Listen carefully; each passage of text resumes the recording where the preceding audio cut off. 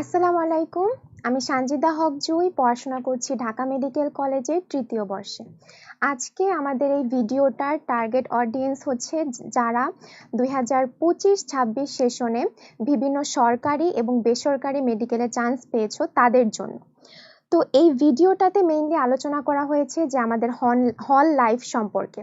যেহেতু তোমরা আর কিছুদিনের মধ্যেই বিভিন্ন মেডিকেল কলেজের হল লাইফে এন্টার করবে, বিভিন্ন হলে থাকা শুরু করবে, তো হল লাইফে আসলে আমাদের কি কি নিয়ে যাওয়া উচিত এবং সেখানে আমরা কি কি প্রবলেম ফেস করতে পারি, সেই প্রবলেমগুলো কিভাবে ওভারকাম করতে পারি। আবার হল লাইফে যে শুধু প্রবলেম আছে এমনটাও না, সেখানে অনেক বেনিফিটসও আছে। সেই বেনিফিটগুলো কিভাবে আমরা নিজেদের ভালোর জন্য আরো ইউটিলাইজ করতে পারি সেটা নিয়েই থাকবে আমাদের আজকের এই ভিডিওতে আলোচনা করা হবে। এবং এই ভিডিওটা যেহেতু ঢাকা মেডিকেল কলেজের গার্লস হস্টেলে থাকি, তো এই ভিডিওটা আমি আমার এক্সপিরিয়েন্স থেকে বিভিন্ন বিষয় তুলে ধরার চেষ্টা করব। কিন্তু সাধারণত দেখা যায় যে বিভিন্ন মেডিকেলে এর সাথে সামঞ্জস্যতা রয়েছে। তো তোমরা সেখানে একটু হয়তো ১৯-২০ চেঞ্জ থাকতে পারে, সেটা কোনো ব্যাপার না। তোমরা আমার এই ভিডিওটা থেকে হচ্ছে একটা আইডিয়া নিতে পারবে যে আসলে মেডিকেল হল লাইফটা আসলে কেমন হয়। তো আসো আমরা একটা শুরু করি। এই যে ছবিটা দেখছো এটা হচ্ছে আমাদের ঢাকা মেডিকেল কলেজের ডক্টর আলিম চৌধুরী হল। যদিও আমি এই হলটাতে থাকি না, আমি হচ্ছে অন্য একটা হলে থাকি, যেটা হচ্ছে ডক্টর মিলন ইন্টার্নি হল, সেখানে আমি থাকি। তো এরকম হলের সামনে হয়তো তোমরাও ছবি তুলবা। এটা হচ্ছে সামনেই তোমাদের জন্য অপেক্ষা করছে। এই হলের ছবিটা দেখে আমারও একটা নস্টালজিক ফিলিং হচ্ছে যে যখন আমি প্রথম এই হলটাতে এসেছিলাম তখন কেমন ফিলিং হচ্ছিল। তো পরে আমি প্রথমে আলোচনা করব যে আমাদের হল লাইফে আসলে বাসা থেকে কি কি নিয়ে আসা উচিত, যেটা এখন সবারই কোয়েশ্চেন। কারণ তোমাদের আইডিয়া নাই যে হলে আসলে কি কি দেওয়া হয় আর তোমাদের নিজেদের কি কি আনা লাগবে। তো সেটা নিয়ে এখানে ডিটেলস আলোচনা থাকবে। আচ্ছা, এখানে হচ্ছে তোমার যে ফার্নিচার মধ্যে আমরা কি কি আনতে পারি। যেহেতু একটা ল্যাপটপ টেবিল থাকবে, তো আমাদের যেটা ঢাকা মেডিকেল কলেজে কি হয়, প্রথমে হচ্ছে তোমার গণরুমে অ্যালটমেন্ট দেয়, যেটাকে আমরা বলি কমন রুম। এখন কমন রুমে যখন অ্যালটমেন্ট দিবে সেখানে হচ্ছে তোমার 10 জন থাকতে পারে, 12 জন থাকতে পারে, 20 জন থাকতে পারে, এমনকি 25 জনও থাকতে পারে। আমি যেই গণরুমে ছিলাম সেখানে হচ্ছে 25 জনের অ্যালটমেন্ট ছিল। বাট কয়েকজন থাকে যারা লোকাল, যারা হচ্ছে হলে রেগুলারলি থাকে না, বাট তাদেরও একটা সিট থাকে, তো তার সাথে তোমার হচ্ছে অ্যাডজাস্ট করতে হয়।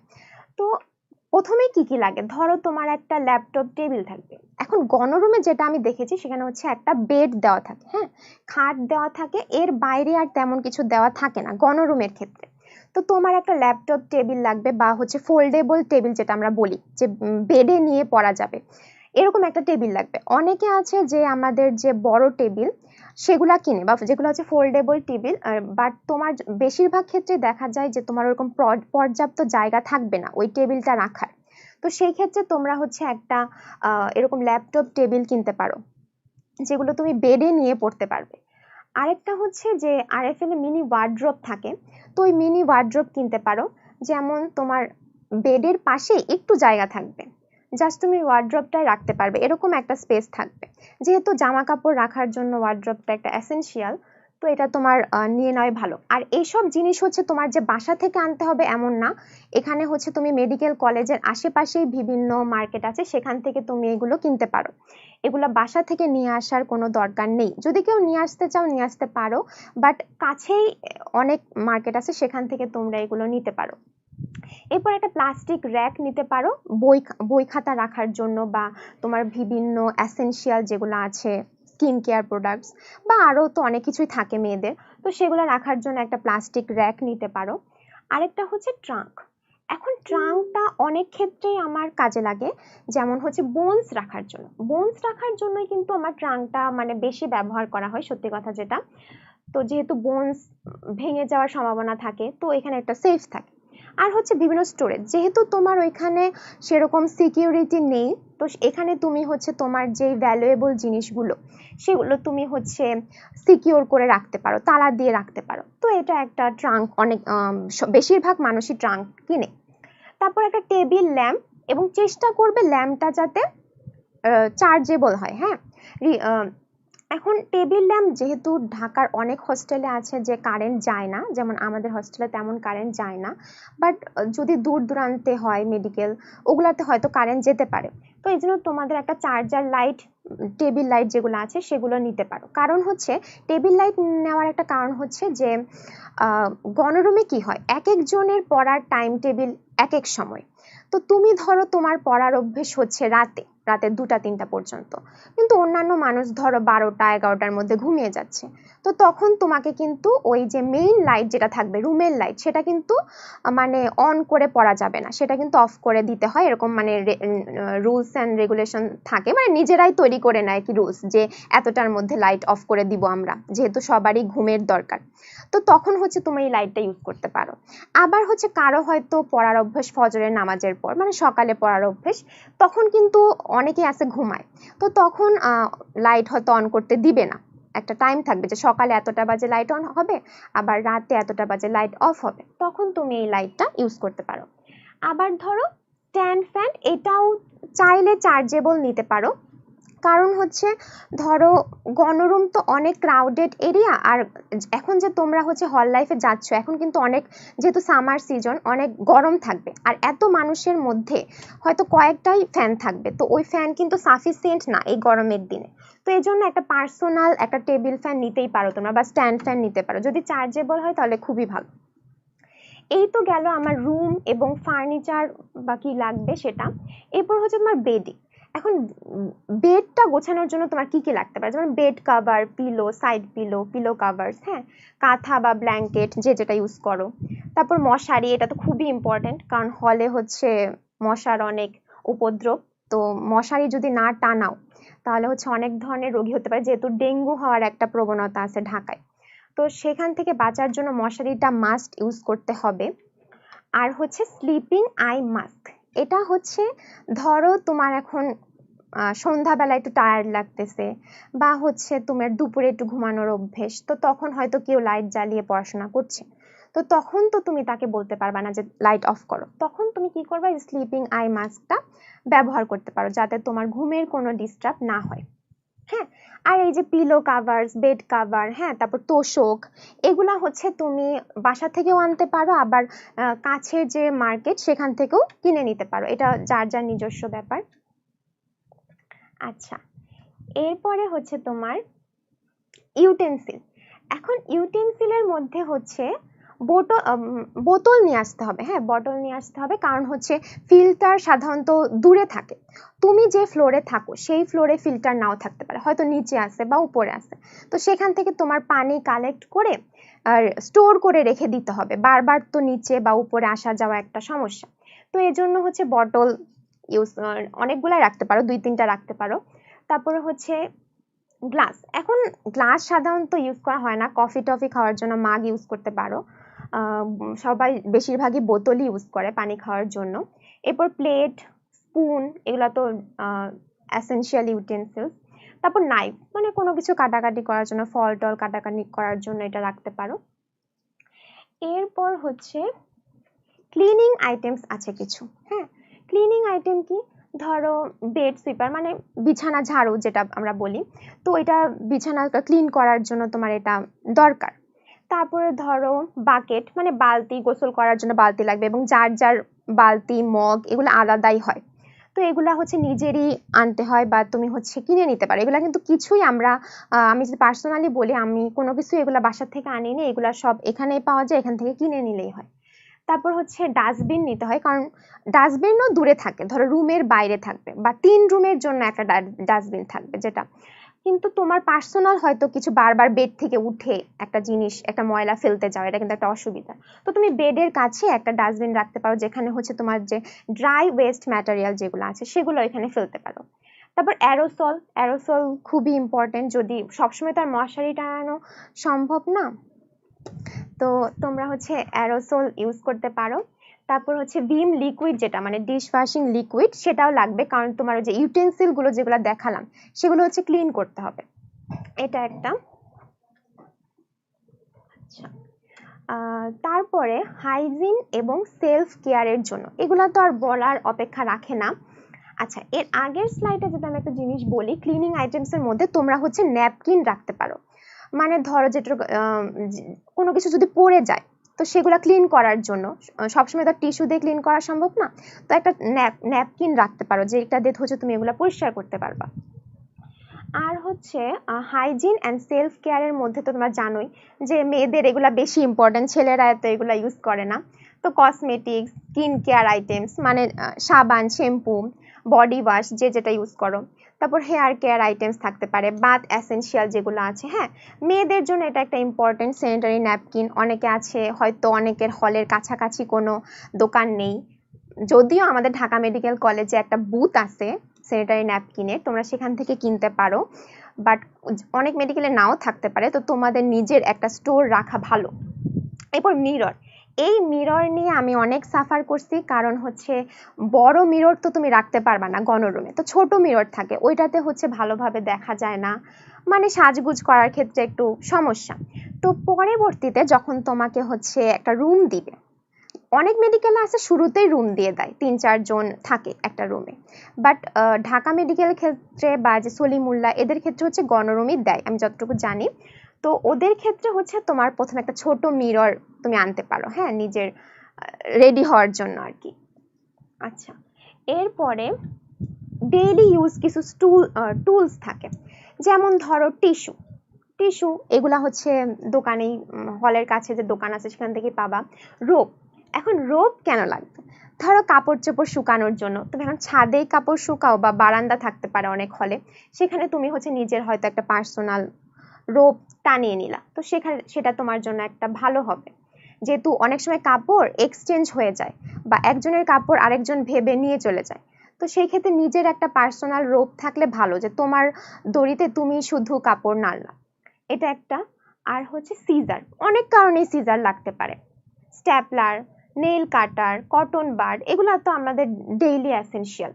তারপরে হচ্ছে তোমার আরেকটা যেটা আমি বলতে চাই সেটা হচ্ছে তোমরা আমব্রেলা রাখতে পারো, যেহেতু এখন কি বলে রেইনি সিজন, অনেক বৃষ্টি হচ্ছে, তো তোমার হল থেকে যদিও আমাদের মেডিকেলের ডিস্টেন্স অত না, তারপরেও হচ্ছে এর মধ্যে তুমি ভিজে যেতে পারো, ঠান্ডা লাগতে পারে, তো ছাতা অবশ্যই রাখবা একটা।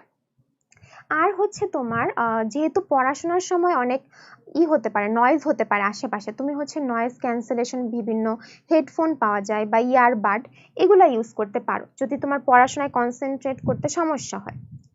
আচ্ছা, এরপর হচ্ছে clothing and personal items, hanger, এটা মাস্ট রাখার চেষ্টা করবা। হ্যাঁ, হ্যাঙ্গারটা কেন? কারণ হচ্ছে ধরো তুমি কলেজ থেকে এসে অ্যাপ্রনটা তো তোমার কোথাও একটা রাখতে হবে, তখন তুমি হ্যাঙ্গার ইউজ করবা, বা ডেইলি যে কাপড়গুলো আমাদের লাগে সেগুলোর জন্য হ্যাঙ্গার ইউজ করতে পারো। তারপর ড্রেস, শুজ, এগুলা তো তোমাদের যার যেটা দরকার, যে যেটা প্রেফার করো সেটা আনবা।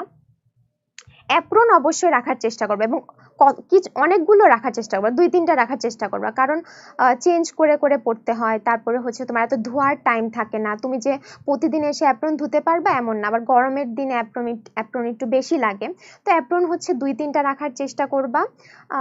তাহলে আমার মনে হয় যে প্রতিদিন যে একটা ধোয়ার ঝামেলা এটা হবে না। এরপরে হচ্ছে তোমার মেডিকেল এসেনশিয়ালস আছে কিছু, এগুলা লাগে, যেমন বেসিক মেডিসিন, যেমন হচ্ছে যে ফিভারের জন্য অনেকেরই জ্বর আসতে পারে, যেমন আমার হলে ওঠার পরের দিনই জ্বর আসছিল। হ্যাঁ, যেহেতু নিউ একটা এনভায়রনমেন্ট, তারপর গরম অনেক বেশি থাকে, তো তোমরা হচ্ছে ট্যাবলেট রাখবা। তারপরে হচ্ছে প্রথম দিকে ক্যান্টিনের খাবার খেয়ে তোমার পেট খারাপ হতে পারে, সেই জন্য কিছু মেডিসিন রাখতে পারো। তারপরে গ্যাস্ট্রিকের সমস্যা হতে পারে, সেই জন্য মেডিসিন রাখতে পারো। এরকম অনেক ধরনের মাথা ব্যথার প্রবলেম হতে পারে অনেকক্ষণ ক্লাস করার কারণে, তো এগুলা হচ্ছে মেডিসিন রাখবা। আর কারো যদি কোনো পার্সোনাল প্রবলেম থাকে সেই ক্ষেত্রে তো ওগুলা অবশ্যই রাখবা। থার্মোমিটার রাখতে পারো। স্যালাইন অবশ্যই ইম্পর্টেন্ট, স্যাভলন বা ডেটল যেটাই হোক রাখতে পারো, কোনো হাত যদি কেটে যায় সেক্ষেত্রে ইউজ করতে পারো। এগুলা কিন্তু খুবই এসেনশিয়াল, এখন মনে হতে পারে যে এগুলা তো তেমন ইম্পর্টেন্ট না, বাট হলে যখন দেখবা যে একটা জিনিস তোমার দরকার বাট নেই, তখন বুঝতে পারবা যে কতটা ইম্পর্টেন্ট। আচ্ছা, এরপর হচ্ছে স্লিপ, কিছু প্রবলেম নিয়ে আমি এখানে আলোচনা করছি, সেটা হচ্ছে তোমার স্লিপ সাইকেল। এখন স্লিপ সাইকেল সাধারণত কিভাবে খারাপ হয়? ধরো তুমি এতদিন মেডিকেল অ্যাডমিশনে তোমার লাইফস্টাইলটা অন্যরকম ছিল, তখন একদম হেকটিক শিডিউল ছিল, আবার মাঝখানে তুমি একদম কয়েক মাসের একটা গ্যাপ পাইছো, এখন আবার এসে একটা হেক্টিক শিডিউলের মধ্যে দিয়ে যেতে হবে। তো এর মধ্যে তোমার যাদের হচ্ছে একদম পার্সোনাল রুমে থাকাটা প্রেফার করো তাদের ক্ষেত্রে প্রবলেম হতে পারে স্লিপের ক্ষেত্রে। কারণ এখানে অনেক মানুষ থাকবে, তুমি হয়তো যখন ঘুমাচ্ছ কেউ হয়তো পড়তেছে বা কেউ হয়তো ফ্রেন্ডদের সাথে গল্প করতেছে বা ফোনে কথা বলতেছে, তখন তোমার স্লিপের একটা সমস্যা হতে পারে। আবার ধরো লাইট অন করা, তুমি হয়তো ওই টাইমে ঘুমাচ্ছ, তো তখন তোমার একটা স্লিপের সমস্যা হতে পারে। তো এরকম করতে করতে অনেক স্লিপের মানে ঘুমের ক্ষেত্রে অনেক ঘাটতি হয়ে যায়, মানে স্লিপ সাইকেলটা নষ্ট হয়ে যায়। তো সেটা আমরা হচ্ছে কিভাবে ওভারকাম করতে পারি। এখন তুমি হচ্ছে একটা ফিক্সড টাইম রাখবা যে এর মধ্যে আমি এই কাজ করব, তারপর আমি হচ্ছে ঘুমিয়ে যাব। চেষ্টা করবা যে যখন লাইটটা অফ হচ্ছে, মানে গণরুমে সাধারণত এরকম যারা থাকে তারা একটা রুলস তৈরি করে যে এতটার মধ্যে লাইট অফ হবে, আবার সকালে এতটার মধ্যে লাইট অন হবে। তো তোমরা চেষ্টা করবে ওই যে লাইট যতক্ষণ অফ থাকবে, যাদের হচ্ছে লাইট নিয়ে সমস্যা তারা ওই টাইমে ঘুমানোর চেষ্টা করবা। আমার নিজেরও লাইট নিয়ে অনেক সমস্যা হতো, তো আমি চেষ্টা করতাম ওই টাইমে ঘুমানোর। আর হচ্ছে দুপুরে যদি ঘুমাইতে চাও তখনও হচ্ছে এরকম রুলস করতে পারো যে দুপুরে এতটা থেকে এতটা লাইট অফ থাকবে, বা সেক্ষেত্রে হচ্ছে স্লিপিং মাস্ক ব্যবহার করতে পারো। এটা হচ্ছে স্লিপ সাইকেল। আর হচ্ছে আমাদের এই হেক্টিক শিডিউলে আসলে ঘুমটাকে অনেক প্রায়োরিটি দিতে হবে, কারণ ঘুম না হওয়ার জন্য আসলে কোনো কাজই ঠিক মতো হয় না। মানে এটা একটা সাইকেলের মতো, ঘুম হচ্ছে না দেখে তুমি লেকচার অ্যাটেন্টিভলি ক্লাস করতে পারবা না, লেকচার অ্যাটেন্ড করতে পারবা না, দেন তোমার আইটেমও খারাপ হবে, আবার আইটেম খারাপ হলে এই টেনশনে আবার ঘুম হবে না, এটা একটা চলতেই থাকবে। তো এরপর হচ্ছে ফুড প্রবলেম, যেটা হচ্ছে একদম কি বলবো সবচেয়ে বড় সমস্যা আমাদের হল লাইফে, যে ক্যান্টিনের খাবার প্রতিদিনই হয়তো এক মেনুই থাকবে হলের। আমাদের যেটা দেখি আমি যে প্রতিদিন প্রায় কাছাকাছি মেনু থাকে, হয়তো একটু 19-20 চেঞ্জ করে। তো ওই এক মেনু হয়তো তোমার ভালো লাগবে না, বা হয়তো ওখানের কোয়ালিটি বা অনেকের ফুড পয়জনিংও হয়ে যায় এগুলা, যেহেতু খাবার তাদের অভ্যাস নেই বা তোমার খেতে ইচ্ছা করবে না। অনেকে আসে মিল স্কিপ করে চলে যায়, ব্রেকফাস্ট স্কিপ করে চলে যায়, এটা কখনোই ঠিক না। ব্রেকফাস্ট অবশ্যই খেতে হবে। এবং তোমাদের যদি হলের খাবার ভালো না লাগে, তোমরা হচ্ছে নিজেদের যেমন কিছু ড্রাই ফুড রাখতে পারো, যেমন জ্যাম, পাউরুটি, হ্যাঁ, ফ্রুটস রাখতে পারো। এগুলা হচ্ছে তোমরা অবশ্যই ব্রেকফাস্টটা করার চেষ্টা করবা। হ্যাঁ, আর রাতে অনেকেই আছে যে অনলাইনে অর্ডার করে খাবার খায়, মানে বেশিরভাগই এরকম অনেকেই আমি দেখেছি যে ক্যান্টিনের খাবার একদমই খায় না। ওইটা কিন্তু আরো খারাপ, কারণ প্রতিনিয়ত তুমি যদি এরকম বাইরের ফাস্ট ফুড খেতে থাকো তাহলে তোমার হেলথের জন্য কখনো এটা ভালো না, বিভিন্ন সমস্যা হতে পারে। তো চেষ্টা করবা যে হেলদি ফুড খাওয়ার, মাঝে মাঝে তো হবে মানে বাইরের খাবার খাওয়া তো হবে, বাট চেষ্টা করবা যতটুকু অ্যাভয়েড করা যায়। এরপর হচ্ছে সোশ্যালিজম। এখন অনেকে আছে অনেক বেশি এক্সট্রোভার্ট, গিয়ে দেখবা গণরুমে গিয়ে দেখবা যে সবার সাথে সে ফ্রেন্ডশিপ করে ফেলছে। হ্যাঁ, আবার কেউ কেউ দেখবা অনেক ইন্ট্রোভার্ট, যে কারোর সাথে তেমন ইন্টারাক্ট করতে পারতেছে না, হয়তো নিজের মধ্যেই থাকতেছে, মানে একদম আইসোলেটেড হয়ে থাকতেছে। তো সেটা আমার মনে হয় না ঠিক। আবার এরকমও ঠিক না যে তুমি সবার সাথে ফ্রেন্ডশিপ রাখতে যাবা, সবার সাথে ভালো সম্পর্ক থাকুক, সমস্যা নেই, বাট কিছু থাকবে যে মানে তোমার তাদের সাথে একদম মানে ভালো সম্পর্ক থাকবে, ফ্রেন্ডশিপ থাকবে আর কি তাদের সাথে। তো এরকম গুটি কয়েক মানুষ হইলেই হয়, একটা গ্রুপ থাকলেই হয় যে আমার তাদের সাথে অনেক ভালো সম্পর্ক, তাদের সাথে আমি সব কথা শেয়ার করতে পারি। তো চেষ্টা করবো সবার সাথে ভালো সম্পর্ক রাখার, কারোর সাথে যাতে কোনো মনোমালিন্য না হয়, এবং মানে ভালো ফ্রেন্ডশিপ রাখবা কিছু কিছু মানুষের সাথে, সবার সাথে যে একদম খুব ভালো সম্পর্ক রাখতে হবে, ইন্টিমেট সম্পর্ক রাখতে হবে, এরকম কোনো কথা নাই। আর হচ্ছে সিনিয়রদের সাথে খুব কন্ট্যাক্ট করার চেষ্টা করবা, সিনিয়রদের হেল্প নেওয়ার চেষ্টা করবা, কিভাবে পড়াশোনা করলে ভালো হয়। সিনিয়রদের কাছ থেকে সাজেশন নিলে অনেক সহজ হয়ে যায় আসলে হল লাইফটা, তারা তো ওই ফেজটা পার করে আসছে। তোমরা যেই ফেজটা পার করবা সেটা কিন্তু তারা অলরেডি পার করে আসছে। তো তুমি তাদের কাছ থেকে সাজেশন নিতে পারো যে আসলে কিভাবে কি করা উচিত, বা অনেক অসুস্থ হলেও তাদেরকে জানাতে পারো যে আসলে আমার কি করা উচিত। তো তারা মানে সিনিয়ররা সাধারণত খুবই হেল্পফুল হয়, এটা নিয়ে কোনো প্যারা নেওয়ার দরকার নাই। আর চেষ্টা করবা যে নিজের মধ্যে না থাকার, মানে আইসোলেটেড হয়ে না থাকার, কিছু মানুষের সাথে হলেও ফ্রেন্ডশিপ করার। এরপর হচ্ছে তোমার হাইজিন এবং স্যানিটেশন ইস্যুস।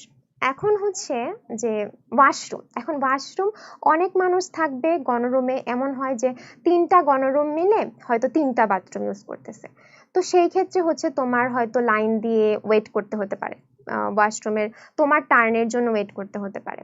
বা ধরো এখানে হয়তো যদি যে ওয়াশরুম যে ক্লিন করে সেই খালা যদি না আসে, তাহলে হচ্ছে ওয়াশরুমটা হচ্ছে নোংরা থাকবে। তো যারা একটু হাইজিন নিয়ে কনসিয়াস তাদের ক্ষেত্রে এগুলো হচ্ছে একটু মানে তোমাদের সমস্যা হতে পারে আর কি।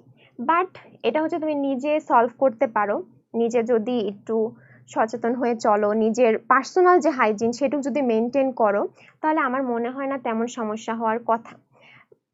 তারপর হচ্ছে প্রাইভেসি প্রবলেম।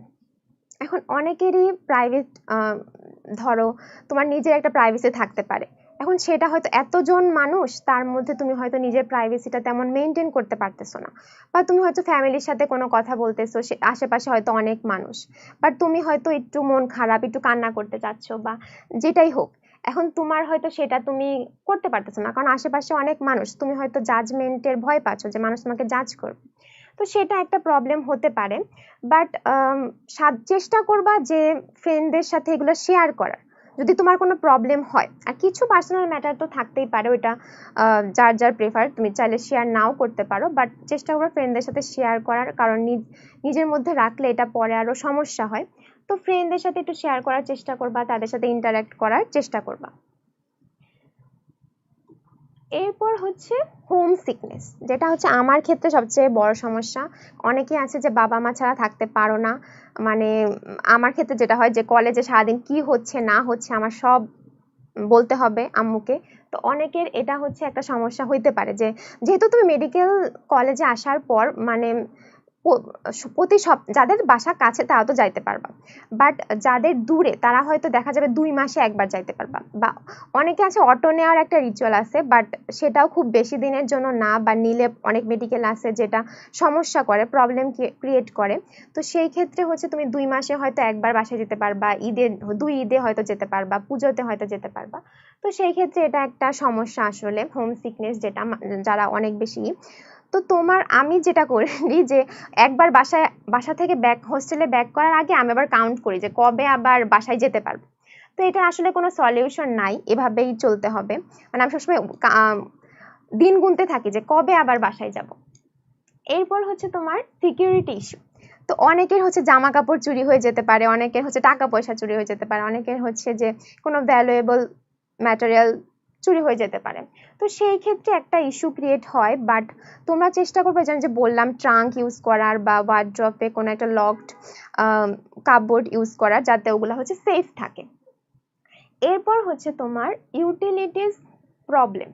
মানে ধরো অনেক ইয়েতে হচ্ছে লোডশেডিং এর প্রবলেম থাকতে পারে, অনেক মেডিকেলে যে লোডশেডিং হচ্ছে অনেক বেশি। তারপর ওয়াইফাই এর প্রবলেম থাকতে পারে, স্লো নেটওয়ার্ক। তো এগুলো বিভিন্ন ধরনের প্রবলেম থাকে। পানির সমস্যা থাকতে পারে, পানি হয়তো ফিল্টার হয়তো এত অ্যাভেলেবেল না, বা পানি হয়তো এত পিওর না।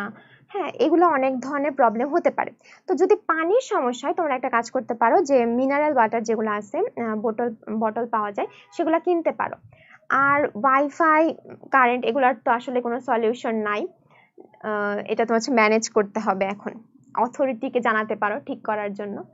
এরপর হচ্ছে স্টাডি রিলেটেড প্রবলেম, যেটা আমি বললাম যে অনেকের আছে যে কনসেন্ট্রেট করতে সমস্যা হয়, হয়তো অনেক মানুষ সেখানে, অনেক আছে জোরে জোরে পড়ে, অনেকে আছে আস্তে আস্তে পড়ে, তো তাদের ক্ষেত্রে একটা সমস্যা হতে পারে। তো তোমরা সেই ক্ষেত্রে বিভিন্ন নয়েজ ক্যান্সেলেশন হেডফোন পাওয়া যায়, সেগুলো ইউজ করতে পারো। বা হচ্ছে আরেকটা হচ্ছে যে রিডিং রুম ইউজ করতে পারো তোমরা। হলে কিন্তু রিডিং রুম থাকে, বা কলেজেরও রিডিং রুম থাকে, আবার হলের নিজস্ব রিডিং রুম থাকে। তো সেখানে তোমরা গিয়ে হচ্ছে পড়তে পারো, এটা একটা সলিউশন হতে পারে স্টাডি রিলেটেড প্রবলেমের ক্ষেত্রে। আবার ধরো মেন্টাল ইস্যু, এখন এখানে তোমার কি হবে, যে তুমি দেখবা হলের ক্ষেত্রে যেটা হয়, যে সব সময় কেউ না কেউ পড়তেছে রুমের মধ্যে, কারণ এক একজনের পড়ার টাইম টেবিল তো এক এক রকম। কেউ হয়তো সকালে পড়ে, কেউ কলেজ থেকে এসেই পড়তে বসছে, কেউ হয়তো রাতের 3টা 4টা পর্যন্ত পড়ে। এখন তুমি সবসময় দেখবা কেউ না কেউ পড়তেছে। এখন যদি তুমি এটাকে একটা নিজের মানে অনেকে আছে এগুলা দেখে ডিপ্রেশনে চলে যায়, যে ও এত পড়তেছে, আমি পড়তেছি না। হ্যাঁ, এটা একটা অনেকে চলতে পারে, বাট তোমার নিজের একটা পার্সোনালাইজড রুটিন তৈরি করতে হবে, যে আমি এই টাইমে পড়বো, এই টাইমের মধ্যে পড়াশোনা শেষ করে ঘুমিয়ে যাব, যে যা করতেছে করুক, আমার এটাতে কোনো কিছু যায় আসে না, এরকম একটা মেন্টালিটি সেট করতে হবে। এরপর তোমার যে সমস্যাটা হতে পারে সেটা হচ্ছে আইটেম নিয়ে। এখন ধরো তুমি হয়তো কোনো একটা আইটেমে পাশ করতে পারোনি, অর্থাৎ তোমার আইটেমটা পেন্ডিং। তো সেই ক্ষেত্রে তুমি হয়তো দেখতেছো যে তোমার গণরুমে যারা আছে সবাই আইটেম পাশ করে গেছে, তো তখন তোমার একটা ডিপ্রেশন কাজ করতে পারে। তো সেই ক্ষেত্রে তোমার আসলে এটা দেখলে চলবে না।